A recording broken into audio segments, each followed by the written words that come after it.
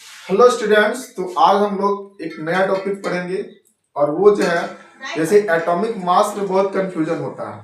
यानी बहुत सारे स्टूडेंट को ये कहना होता है सर पॉइंट में कैसे आ जाता है एटॉमिक मास, जबकि जो है यानी हम कह सकते हैं कि प्रोटॉन न्यूट्रॉन जो होते हैं ये यूनिट मास होता है। ठीक है, तो फिर फ्रैक्शन में क्यों आता है। ठीक है, तो आइए आज हम लोग देखते हैं कि कैसे जो है यानी फ्रैक्शन में किसी का भी जो है यानी एटॉमिक मास आता है। तो ये जो कॉन्सेप्ट जो है हम लोग क्लियर हो सकता है आइसोटोप्स से। आइसोटोप्स क्या होते हैं, जैसे कुछ एलिमेंट जो है अलग अलग रूप में पाए जाते हैं। अलग अलग रूप दैट मीन्स उसमें एटॉमिक मास क्या होता है, अलग अलग होता है। यानी सेम एलिमेंट है, एक ही एलिमेंट है, बट उसका मास जो है अलग अलग रूपों में पाया जाता है। जैसे क्लोरीन जो है, क्लोरीन, तो अगर हम लोग बात करते हैं क्लोरीन, तो क्लोरीन के पास जो है एटॉमिक नंबर 17 होता है और ये जो है एक 35 मास पाया जाता है इस पर। नेक्स्ट क्या है क्लोरीन, यानी ये एटॉमिक नंबर सेम है और इसमें 37 यानी एटॉमिक मास पाया जाता है। तो यहाँ पर क्या देख रहे हैं 35 वाला है, एक 37 वाला मास है।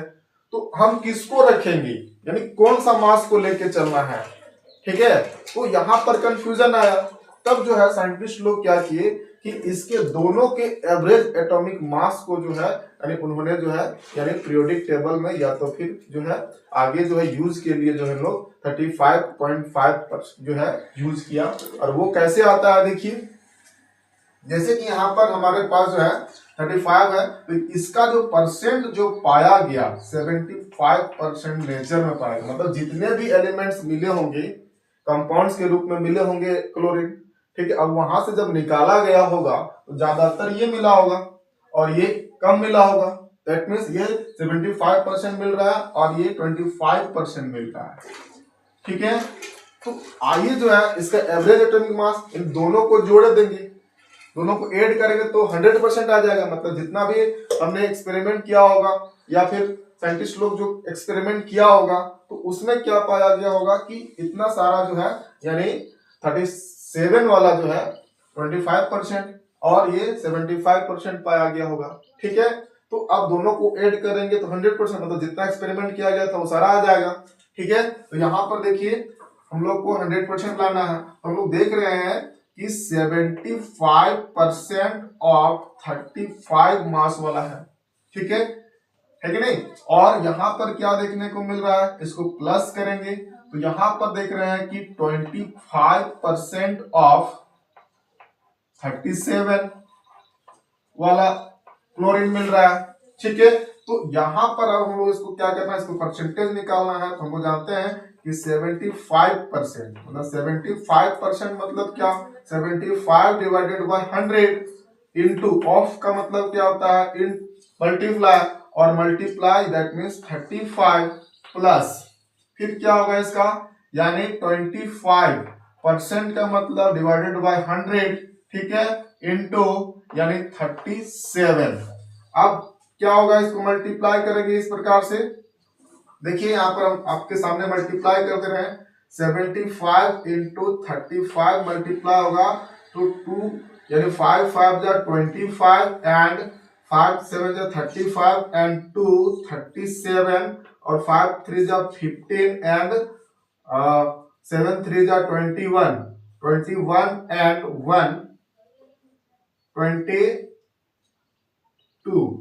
तो यहाँ पर 5 हो जाएंगे, 7 एंड 5 12 एंड यहाँ पर 3 एंड 2 5 5 एंड 1 6 और यहाँ पर 2। तो यहाँ पर कितना 26 25।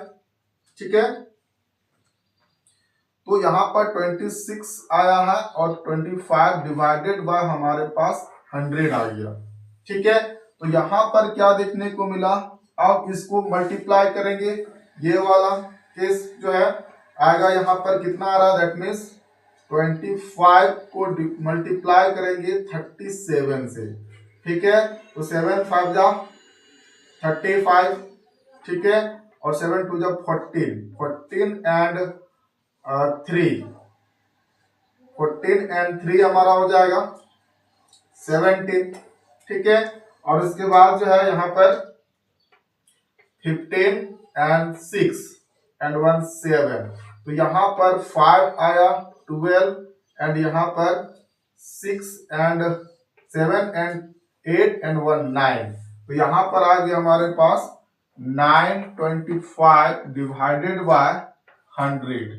तो इस प्रकार से हम लोग देखें, अब जब दोनों का एलसीएम लेंगे तो 100 हो जाएगा बट्टा में, और इसको जब हम लोग ऐड करेंगे, देखिए ऐड करते हैं, 5 5 10, 2 2 4 एंड 1 5, 9 6 15, ठीक है, एंड 1 17 एंड 2 एंड 1 3, ठीक है, 9 5 जो होगा 15 एंड 1 15 ही होगा, ठीक है। तो यहां पर क्या होगा, ये इसको हम लोग देख रहे हैं 6 एंड 9, ठीक है, 15, क्योंकि यहाँ पर कैरी नहीं था तो 15 ही होगा। तो यहाँ पर आप जब देखिए इसको पुट करेंगे तो 1 2 मतलब 2 0 है, तो 2 डिजिट के बाद जो है हमारा क्या हो जाएगा, पॉइंट लग जाएगा, और ये 35। तो यहाँ पर हम लोग क्या देख रहे हैं, क्या है, दैट मीन्स ये जो है हमारे पास ये आ रहा है, यानी 35.5,